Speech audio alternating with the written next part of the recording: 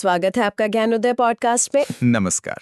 आज हम एक ऐसी किताब और एक ऐसे विचार पे चर्चा करने वाले हैं जिसने कह सकते हैं कि दुनिया भर में एक तहलका मचा दिया था। हम बात कर रहे हैं रोंडा बर्न की किताब द सीक्रेट और इसके पीछे के आकर्षण के नियम यानी लॉ ऑफ अट्रैक्शन की। जी। तो सवाल यह है कि क्या हमारी सोच में वाकई इतनी शक्ति है कि वो हमारी हकीकत को बदल सके? क्या सिर्फ सोचने से दौलत, सेहत और रिश्ते मतलब सब कुछ बेहतर हो सकता है? ये विषय बहुत ही दिलचस्प है और अच्छी बात यह है कि हमारे पिछले कई डिस्कशंस की कड़ियों को जोड़ता भी है। अच्छा, कैसे? देखिए, हमने the power of subconscious mind में अवचेतन मन की शक्ति को समझा था। हाँ, बिल्कुल। एटॉमिक हैबिट्स में हमने छोटी छोटी आदतों से बड़े बदलाव लाने की बात की और इकिगाई में जीवन के उद्देश्य को खोजा। आज की जो चर्चा है वो उन सभी विचारों को एक बिल्कुल अलग नजरिए से देखेगी कि कैसे हमारे विचार एक चुंबक की तरह काम करते हैं। एक चुंबक की तरह, ये सुनना दिलचस्प है। तो चलिए शुरू से शुरू करते हैं। ये द सीक्रेट आखिर है क्या? देखिए, ये रोंडा बर्न की एक किताब और फिल्म है जो आकर्षण के नियम पर आधारित है। ठीक है। पर किताब का दावा यह है कि ये कोई नया विचार नहीं है। ये एक ऐसा रहस्य है जो सदियों से कुछ चुनिंदा लोगों को ही पता था, जैसे प्लेटो, आइंस्टाइन, एडिसन। मतलब ये कोई प्राचीन ज्ञान है जिसे फिर से सामने लाया गया है? बिल्कुल। और इसका जो मूल सिद्धांत है ना, वो सुनने में बहुत ही सरल लगता है। वो क्या है? लाइक अट्रैक्ट्स लाइक, यानी समान चीजें समान चीजों को आकर्षित करती हैं। ओके। सीधे शब्दों में कहें तो आपके विचार आपकी असलियत बनाते हैं। आप जिस भी चीज पर अपना ध्यान, अपनी भावनाएं केंद्रित करते हैं, चाहे वो अच्छी हो या बुरी, आप उसे अपनी जिंदगी में खींच रहे होते हैं। एग्जैक्टली। किताब कहती है कि हमारे विचार सिर्फ दिमाग में घूमने वाले ख्याल नहीं है, वो एक असल ऊर्जा है, एक वाइब्रेशन है जो ब्रह्मांड में बाहर जाती है। सोर्सेज में एक बड़ी कमाली की मिसाल दी है। बिल्कुल। वो कहते हैं कि हर इंसान एक ह्यूमन ट्रांसमिशन टावर है। हाँ, यानी हम सब एक चलते फिरते प्रसारण टावर हैं जो लगातार अपने विचारों की फ्रीक्वेंसी या तरंगे ब्रह्मांड में भेज रहे हैं। बिल्कुल सही पकड़ा आपने। हम सब एक तरह के रेडियो स्टेशन हैं। हाँ। और जैसे एक रेडियो स्टेशन एक खास फ्रीक्वेंसी पर गाना भेजता है और आपका रेडियो उसे पकड़ता है, अच्छा। वैसे ही ब्रह्मांड आपके विचारों की फ्रीक्वेंसी को पकड़ता है और उसी फ्रीक्वेंसी की चीजें आपको वापस भेजता है। तो अगर कोई खुशी की फ्रीक्वेंसी पे है तो उसे खुशी वाले अनुभव मिलेंगे जी। और अगर कोई डर, चिंता या कमी की फ्रीक्वेंसी पे है तो जिंदगी में वैसी ही मुश्किलें आने लगेंगी। ये तो एक यूनिवर्सल लॉ जैसा हुआ, जैसे गुरुत्वाकर्षण का नियम। हाँ, किताब यही कहती है। ये हमेशा काम कर रहा है, चाहे आप इस पर यकीन करें या ना करें। ठीक है, ये थ्योरी तो समझ में आती है, पर सवाल ये है कि ये काम कैसे करता है? क्या ये सिर्फ अच्छा सोचो अच्छा होगा वाली बात है? नहीं, ये इससे थोड़ा ज्यादा गहरा है। सोर्सेज इसे 3 बहुत सीधे साधे स्टेप्स में तोड़ते हैं। ओके, तो पहला स्टेप क्या है? पहला स्टेप है मांगो, आस्क। मांगो? हाँ, इसका मतलब है कि आपको पूरी तरह साफ होना होगा कि आप असल में चाहते क्या है। ये सिर्फ एक दबी चुपी ख्वाहिश नहीं होनी चाहिए, बल्कि एक साफ इरादा होना चाहिए। जैसे मुझे ज्यादा पैसे चाहिए, एक एक धुंधली मांग है। ब्रह्मांड को समझ नहीं आएगा कि क्या भेजना है। अच्छा।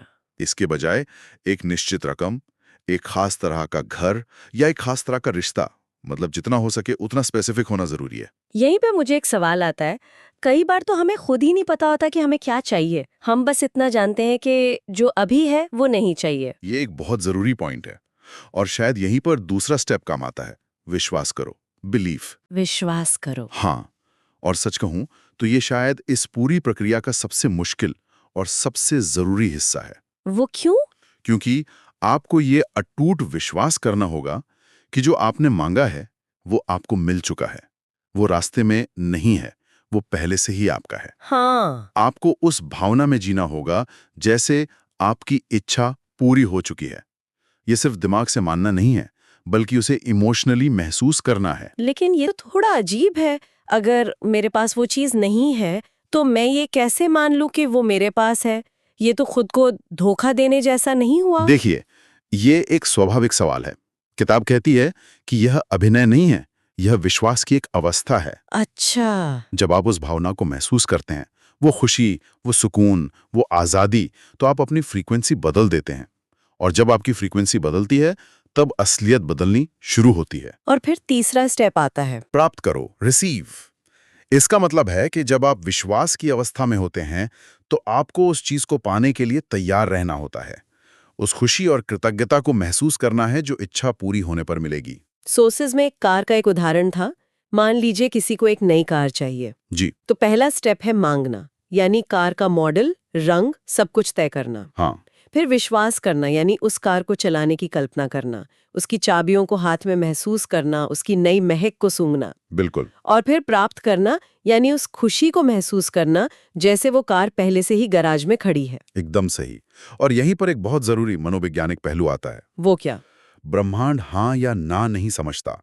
वो सिर्फ उस चीज पर ध्यान देता है जिस पर आपकी ऊर्जा और भावनाएं केंद्रित हैं। अच्छा, तो इसका मतलब ये हुआ कि अगर कोई लगातार सोचता है कि मुझे कर्ज में नहीं रहना है तो उसका पूरा ध्यान और भावना कर्ज शब्द से जुड़ी है। ओह, तो ब्रह्मांड उसी ऊर्जा को पकड़ता है और उसे और कर्ज की स्थितियों में डाल देता है। ब्रह्मांड नकारात्मक शब्दों को फिल्टर नहीं करता। तो हमेशा वो सोचना और बोलना चाहिए जो हम चाहते हैं, न कि वो जो हम नहीं चाहते। बिल्कुल। मुझे स्वस्थ रहना है सोचना चाहिए, न कि मुझे बीमार नहीं पड़ना है। हमारे ज्ञानोदय पॉडकास्ट में हम अक्सर इस बात पर जोर देते हैं कि शब्दों का चुनाव कितना जरूरी है, और ये सिद्धांत तो उसी बात को एक कॉस्मिक लेवल पर ले जाता है। हाँ, कह सकते हैं। ठीक है, तो इस नियम को असल जिंदगी में अमल में लाने के लिए सोर्सेज में दो बहुत शक्तिशाली प्रक्रियाओं का जिक्र है। जी। पहली है दृश्य कल्पना। विजुअलाइजेशन। विजुअलाइजेशन सिर्फ पॉजिटिव थिंकिंग नहीं है, ये उससे कहीं ज्यादा गहरा है। इसका मतलब है अपने दिमाग में एक फिल्म की तरह चलाना कि आपका लक्ष्य पूरा हो चुका है। अच्छा। आप क्या कर रहे हैं, कैसा महसूस कर रहे हैं, आपके आसपास कौन लोग हैं, इन सभी डिटेल्स को अपनी कल्पना में जीना। जब आप ऐसा करते हैं तो आपका दिमाग उसे सच मानने लगता है। न्यूरोसाइंस भी ये साबित कर चुका है। अच्छा। हाँ, कि जब हम किसी चीज की गहरी कल्पना करते हैं तो हमारे दिमाग में वही न्यूरल पाथवे सक्रिय होते हैं जो असल में वो काम करते समय होते हैं। दिमाग कल्पना और हकीकत में फर्क नहीं कर पाता। तो ये आपके विश्वास को सीमेंट जैसा पक्का कर देता है। बिल्कुल। और दूसरी प्रक्रिया है कृतज्ञता, ग्रेटिट्यूड। यानी आपके पास जो कुछ भी पहले से है उसके लिए दिल से शुक्रगुजार होना। जी। किताब कहती है कि कृतज्ञता शायद सबसे शक्तिशाली सकारात्मक फ्रीक्वेंसी है। वो कैसे? जब आप उन चीजों पर ध्यान केंद्रित करते हैं जिनके लिए आप आभारी हैं, चाहे वो आपकी सेहत हो, आपके रिश्ते हो या बस छत हो, तो आप ब्रह्मांड को एक जोरदार संकेत भेजते हैं, मेरे पास बहुत कुछ है। और नियम के अनुसार ब्रह्मांड आपको और ज्यादा ऐसी चीजें देता है जिनके लिए आप आभारी हो सकें। ये कमी की मानसिकता को प्रचुरता की मानसिकता में बदलने का सबसे तेज तरीका है। ये सुनने में छोटी बात लगती है, पर इसका असर बहुत गहरा हो सकता है। बिल्कुल। तो अब देखते हैं कि किताब जीवन के अलग-अलग हिस्सों में इस नियम को कैसे लागू करती है। सबसे पहले बात करते हैं पैसे की। हाँ, और पैसे को लेकर हमारी मान्यताएं बहुत गहरी होती हैं। सही बात है। किताब कहती है कि अगर कोई लगातार सोचता है कि पैसे कमाना बहुत मुश्किल है या पैसे वाले लोग बुरे होते हैं, तो वो अनजाने में पैसे को खुद से दूर धकेल रहा है। तो किताब का सुझाव है कि आपको समृद्धि की भावना में जीना होगा, भले ही आपके बैंक अकाउंट में ज्यादा पैसे ना हो। ये थोड़ा विरोधाभासी लगता है ना? हाँ। यहाँ एक दिलचस्प बारीकी है। इसका असली मतलब है अपने अंदर कमी की भावना को खत्म करना। ये सिर्फ अमीरी का अभिनय करना नहीं है, बल्कि अपने अंदर से ये विश्वास जगाना है कि आपके पास हमेशा पर्याप्त है। ओके। जब आप बिल देखते हुए चिंता करने के बजाय ये सोचते हैं कि मेरे पास इसे चुकाने के लिए पैसे आ जाएंगे, तो आप अपनी फ्रीक्वेंसी बदल रहे होते हैं। ये एक आंतरिक बदलाव है। ठीक है, अब बात करते हैं रिश्तों की, रिलेशनशिप्स। क्या ये नियम यहाँ भी काम करता है? किताब के मुताबिक बिल्कुल। आप दूसरों के बारे में जैसा सोचते हैं, आपके रिश्ते वैसे ही बनते हैं। अगर आप किसी व्यक्ति की सिर्फ खामियों पर ही ध्यान केंद्रित करते हैं, तो आपको उसके व्यवहार में वही खामियां और ज्यादा नजर आएंगी। और इसके उलट, अगर आप जानबूझकर दूसरों में अच्छाई देखते हैं और प्रेम और सम्मान की ऊर्जा बेचते हैं, तो आपको वही वापस मिलता है।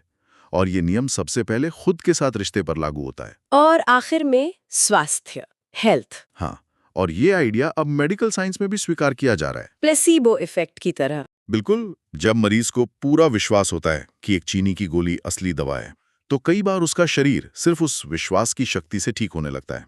द सीक्रेट कहता है कि ये कोई चमत्कार नहीं, ये आकर्षण का नियम ही है जो काम कर रहा है। जब हम सकारात्मक ऊर्जा की बात करते हैं, तो मुझे वेक्स किंग की किताब गुड वाइब्स गुड लाइफ की याद आ रही है। हाँ। उसका भी तो मूल संदेश यही था कि आपकी वाइब्रेशन आपकी हकीकत तय करती है। बिल्कुल। द सीक्रेट उसी विचार को एक कदम आगे ले जाकर एक नियम के रूप में पेश करता है, और इसका जो connection the power of subconscious mind से है वो तो बहुत ही सीधा है। हाँ, वो भी यही कहते थे कि हमारे गहरे विश्वास जो हमारे अवचेतन मन में बैठे होते हैं, वही हमारी दुनिया बनाते हैं। दोनों किताबें इस बात पर सहमत हैं कि सिर्फ चेतन मन से सोचने से ज्यादा जरूरी है अवचेतन मन में उस विश्वास को डालना, और विजुअलाइजेशन यही काम करता है। किताब का एक और पहलू है कि आप अपनी जिंदगी के निर्माता हैं।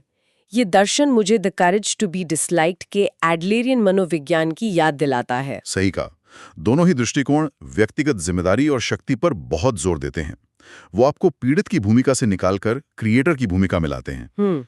और जब किताब कहती है कि जीवन का असली उद्देश्य खुशी खोजना है, तो ये हमें इकिगाई की याद दिलाता है। हाँ, जब आप खुश रहते हैं तो आप सबसे अच्छी फ्रीक्वेंसी पे होते हैं। बिल्कुल। तब अच्छी चीजें आपकी तरफ अपने आप खींची चली आती हैं। ये सब सुनने में तो बहुत शक्तिशाली लगता है, लेकिन सवाल वही है, इसे रोजमर्रा की जिंदगी में उतारा कैसे जाए? कुछ प्रैक्टिकल स्टेप्स क्या हो सकते हैं? हाँ, ये सबसे जरूरी हिस्सा है।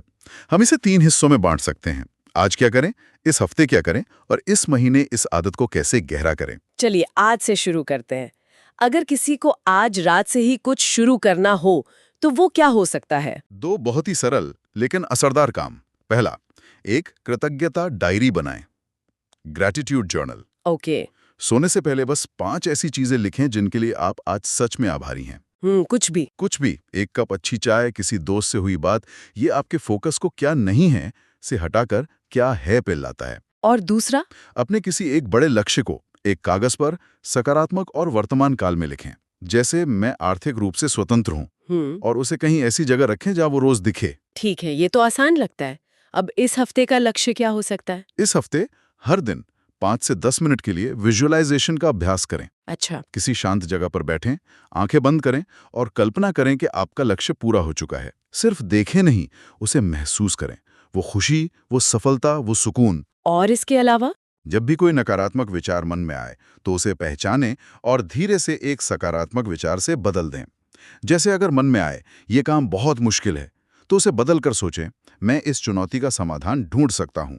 और फिर इस महीने का अभ्यास क्या होगा जिससे ये एक आदत बन जाए? इस महीने जीवन के किसी एक क्षेत्र को चुनें, जैसे पैसा या स्वास्थ्य, और उसके बारे में अपनी भाषा और सोच को पूरी तरह सकारात्मक बनाने पर ध्यान केंद्रित करें। और दूसरा?